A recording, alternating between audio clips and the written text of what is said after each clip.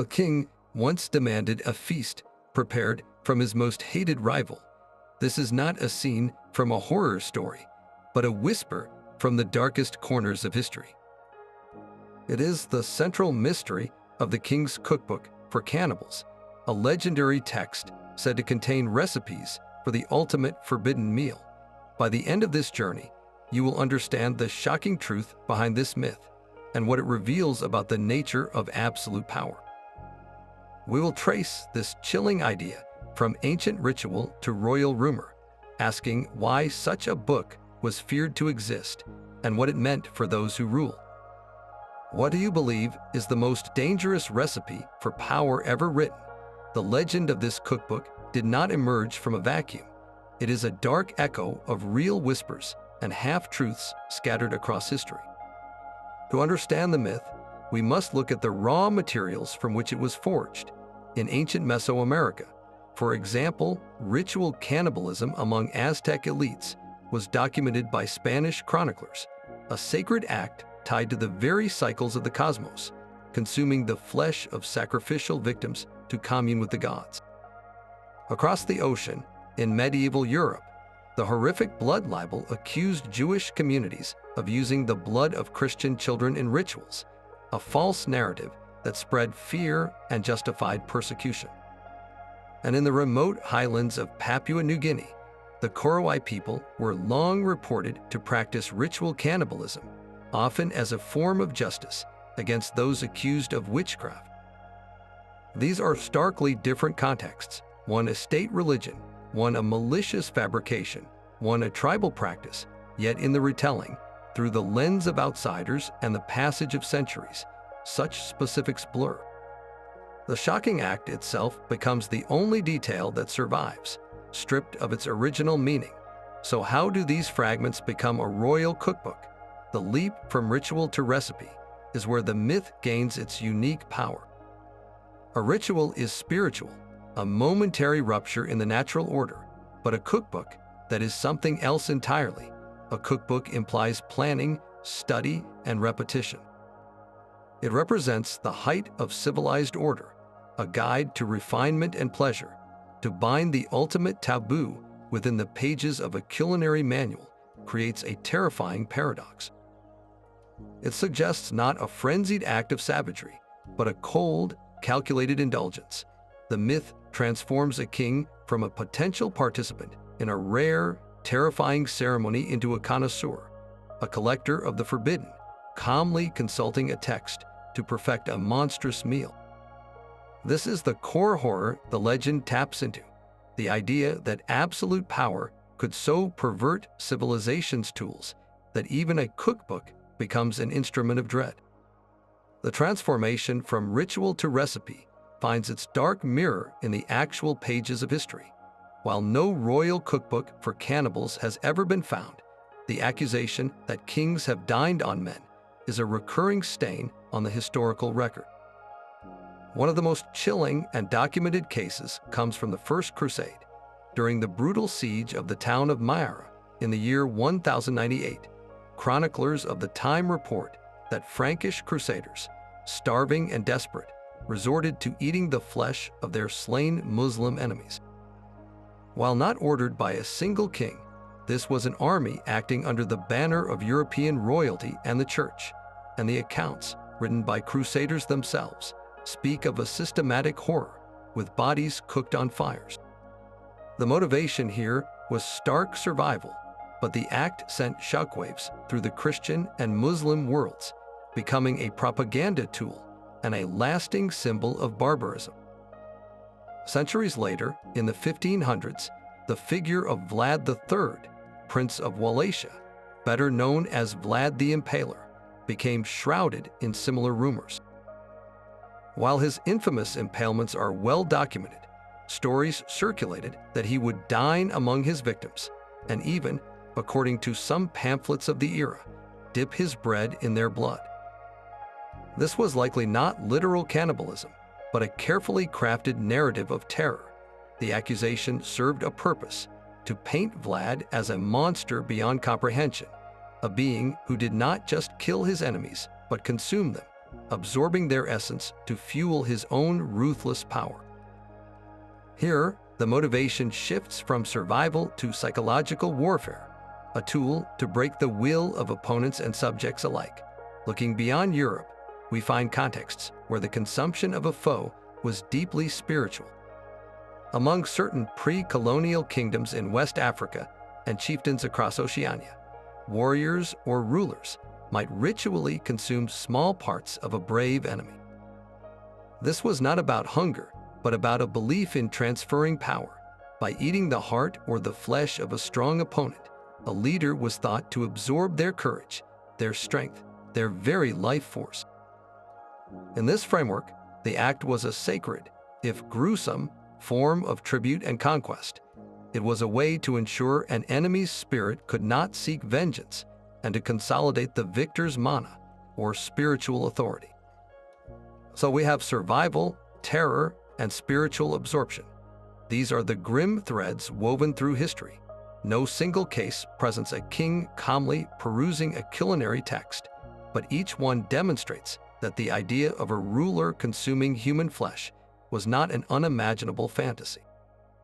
It was a reported atrocity, a weapon of fear, or a solemn rite. This historical precedent is the fertile soil in which the legend of the cookbook took root. The myth simplifies and combines these disparate, horrifying truths into a single, tangible object. It takes the chaotic reality of starvation at Myra, the calculated terror of Vlad, and the sacred rites of chieftains, and codifies them. It asks a disturbing question: what if a king did not just commit these acts in moments of crisis or ritual, but sought to perfect them, to turn the ultimate transgression into a repeatable art? This symbolic interpretation unlocks a deeper, more pervasive horror. The cookbook's true recipe may not have been for a meal, but for power itself. To rule absolutely is to consume.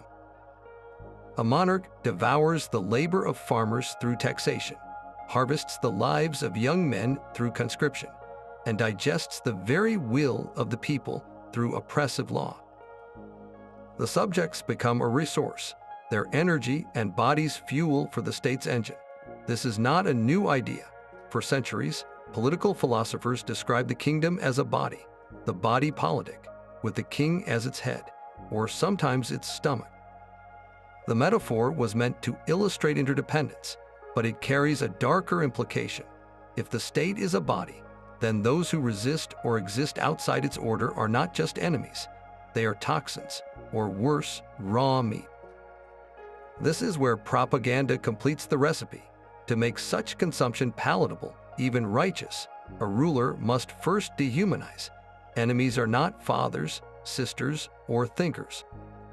They are reduced to simple, manageable categories: heretics, savages, rebels, vermin. They are stripped of their individual stories and transformed into mere ingredients in the political narrative. By turning a person into a concept, their elimination or subjugation ceases to be a moral tragedy and becomes a logistical step, a necessary measure for the health of the realm. The legendary cookbook, then, is a perfect metaphor for this entire apparatus of control. Its pages would detail the methods of this symbolic consumption, the techniques for breaking down a human community into usable parts, and the rituals for justifying the feast. The most terrifying aspect is that this recipe was never secret. It was published in every decree that raised taxes to fund a distant war, in every speech that painted a neighboring culture as monstrous, in every law that treated a group of people as less than human. The feast was always ongoing. The kitchen was the court, and the fire was the machinery of the state. This shifts the mystery from a search for a physical book to a recognition of a chilling pattern in history itself.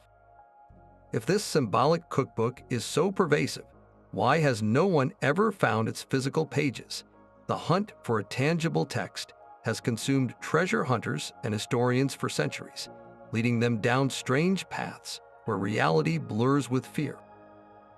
Some of the most promising clues come from books that were never meant to be recipes, but whose imagery and language were twisted by rumor. Take the Codex Mendoza, created in the 1540s for the Spanish king to document Aztec life. Its vivid pages show priests performing heart sacrifice with detailed registers of tributes. To a European viewer unfamiliar with Mesoamerican culture, these systematic illustrations of ritualized death, coupled with lists of goods, could easily be misread as a gruesome ledger or even a menu of sorts. It was a record of empire, but in the wrong hands, it became a phantom manual for the very practices it sought to explain. Similarly, medieval grimoires and alchemical texts often used the precise, step-by-step language of recipes. Instructions for creating homunculi or for distilling the elixir of life spoke of mysterious ingredients and transformative processes, when a text described using a certain root or a rare mineral to quicken the spirit. A paranoid mind, steeped in stories of witchcraft, might substitute something far more sinister. The line between a metaphorical recipe for enlightenment and a literal one for abomination was thin and easily crossed by those looking for monsters. This brings us to the ultimate enigmatic text, the Voynich manuscript. For over a century, this beautifully illustrated book, written in an undeciphered script, has defied all explanation.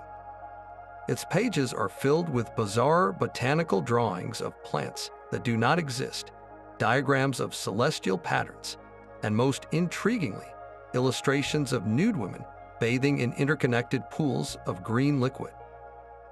Because its purpose is utterly unknown, it has become a blank screen for every wild theory imaginable, from an alien encyclopedia to a lost herbal. Is it any wonder that, in the shadow of the cannibal cookbook legend, some have speculated it contains forbidden culinary or alchemical secrets? Its very impenetrability invites the darkest interpretations. It proves a key point: the human mind abhors a mystery. When faced with an unreadable book from a distant past, we often fill the void with our deepest fears. Beyond cryptic manuscripts, the myth was fed by the sensational travelogues of colonial explorers. Returning from Africa, the Americas, or the Pacific, these men would write vivid and often highly exaggerated accounts of savage ceremonies.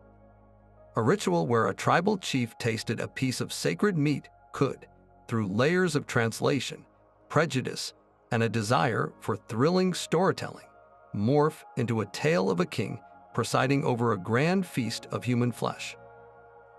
These reports were not documentation, they were propaganda, designed to shock a European audience and justify the civilizing mission of conquest. The distant ruler's feast became a sensational story, and with each retelling, it gained details, cutlery, and ceremony, inching closer to the idea of a formal royal banquet. So why, after all this searching, has no such cookbook ever been authentically discovered? The logical reasons are compellingly simple. First, practicality. Any ruler genuinely engaging in such an act would have no need to write it down. The knowledge would be a terrifying secret, passed orally to a trusted few, not bound in leather for a library. Writing it creates evidence, a permanent witness that could topple a dynasty. Second, and more importantly, the power of the legend does not come from a real book, but from the accusation itself. To accuse a rival king of owning such a text was the ultimate smear, painting him as a monster who had perverted the very foundations of civilization, learning, and hospitality. The cookbook was never an object to be used. It was a story to be told about one's enemies. Its permanent disappearance is essential to its function. It exists only in the realm of rumor, where it cannot be disproven, only feared. This leaves us with a haunting possibility. The most dangerous manuscripts are not those hidden in vaults, but those written in the language of fear and etched into the pages of history itself. The legend endures precisely because it was never meant to be found. Its power lies in its elusiveness, a shadow cast by the very real horrors of history. We began with a terrifying premise: a king consulting a culinary guide for the ultimate forbidden meal. We traced its echoes through the desperate cannibalism of starving crusaders, the calculated terror of rulers like Vlad, and the spiritual rites of chieftains seeking to absorb an enemy's strength. We saw how the idea was fed by misinterpreted manuscripts and sensational travelogues, where fear filled the gaps in understanding. And finally, we uncovered the cookbook's most potent form, not as a physical text, but as a metaphor for the machinery of power itself, a recipe for dehumanizing others to justify their consumption by the state. So while a literal, leather-bound king's cookbook for cannibals almost certainly never sat on a royal shelf, the concept persists. It is a dark mirror held up to our deepest anxieties about absolute authority and the lengths to which it will go to sustain itself. It reminds us that the most chilling stories are often those that simplify a complex, ugly truth into a single, unforgettable image. In the end, this legend forces us to ask a difficult question.